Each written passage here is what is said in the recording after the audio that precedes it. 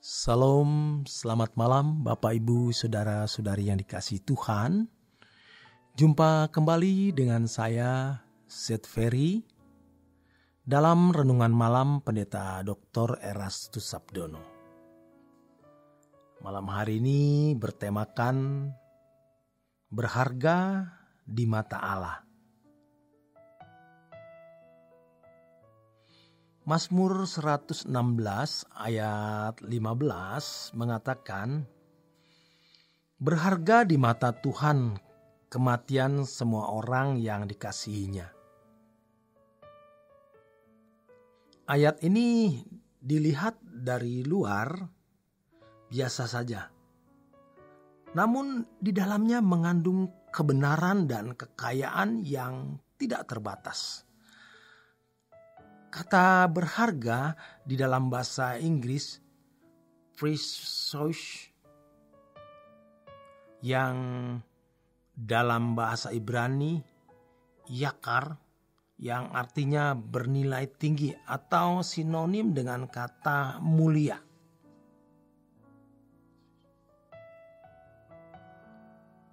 Orang yang kematiannya berharga di mata Allah adalah orang yang hidupnya pun pasti berharga di mata Allah.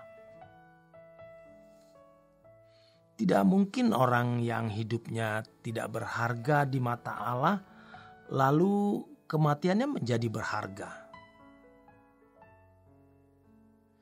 Itulah sebabnya keselamatan dalam Yesus Kristus benar-benar mau mengembalikan manusia ke dalam rancangan Allah yang semula. Supaya manusia kembali memiliki kemuliaan Allah yang hilang. Roma 3 ayat 23. Karena semua orang telah berdosa atau jatuh dalam dosa dan kehilangan kemuliaan Allah. Sebab memang sejak semula Allah menciptakan manusia agar berkeadaan mulia seperti Allah. Sebenarnya kata atau kalimat yang diucapkan Tuhan Yesus di Matius 5 ayat 48, kamu harus sempurna seperti Bapa di surga, sama maknanya dengan kamu harus menemukan kembali kemuliaan Allah. Bukan kemuliaan manusia. Manusia bisa mengembangkan diri dalam berbagai aspek, dalam berbagai bidang hidup, dan dirinya menjadi berharga. Manusia memiliki kesanggupan untuk berjuang dan berusaha mencapai pencapaian yang tinggi, sehingga membuat dirinya itu bernilai atau berharga. Tetapi manusia tidak mungkin bisa mencapai nilai harga kemuliaan seperti yang dimaksud oleh Allah atau yang sesuai dengan rancangan Allah semula tanpa Tuhan Yesus. Manusia bisa mendidik diri dengan budi pekerti yang baik, mengasah moralnya dengan filosofi atau filsafat-filsafat, menciptakan atau membuat agama agar dirinya menjadi baik dan mulia.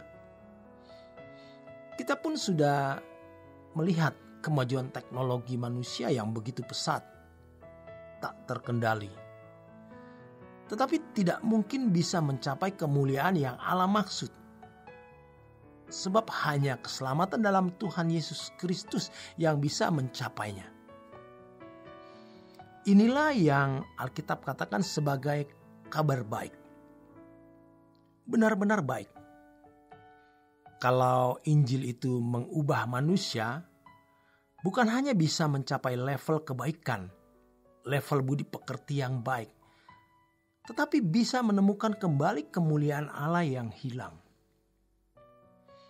Di satu titik kita akan bisa memahami betapa masih jauhnya kita dari standar yang Allah kehendaki,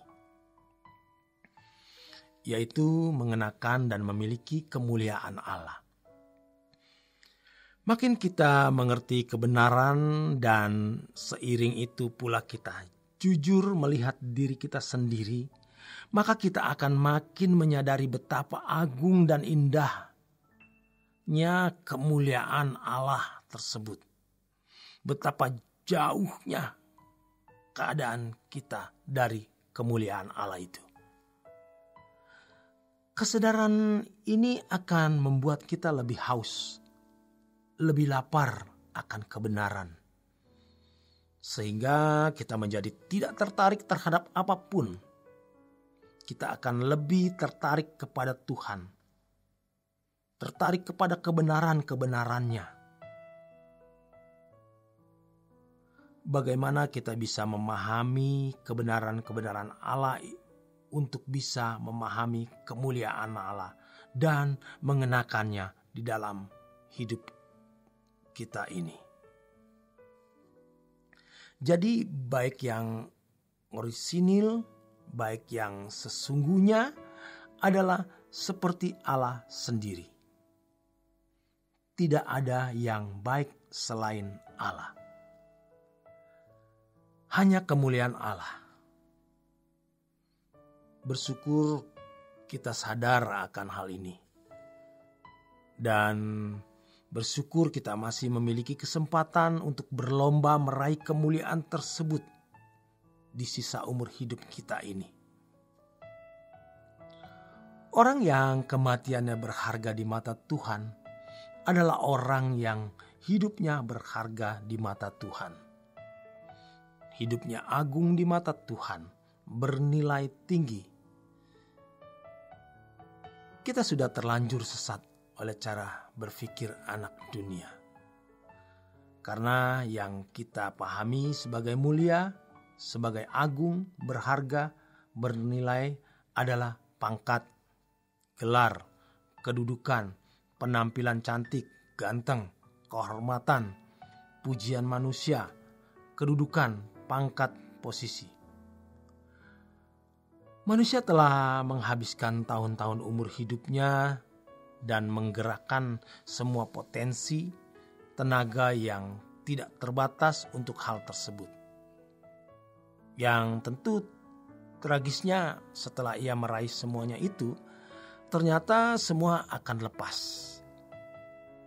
Masalahnya sekarang adalah seberapa kita mau bertobat. Kita harus bertobat dari cara pikir kita yang sesat dan salah tersebut. Miliki langkah-langkah konkret untuk keluar dari irama hidup yang salah.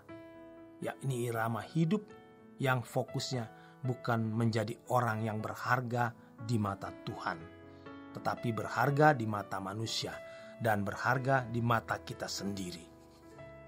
Ini yang harus kita perkarakan dan persoalkan secara serius. Di mana setiap hari kita memiliki waktu untuk datang kepada Allah Bapa. Bapa yang mau mendidik kita. Kita datang kepada Tuhan Yesus yang adalah guru kita, yang mau mengajar kita. Dan mempersoalkan atau memperkarakan sampai sejauh mana kita telah mencapai kehidupan yang menyenangkan hati Tuhan.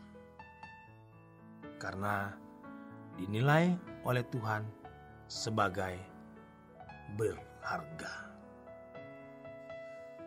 Demikian kebenaran firman Tuhan malam hari ini.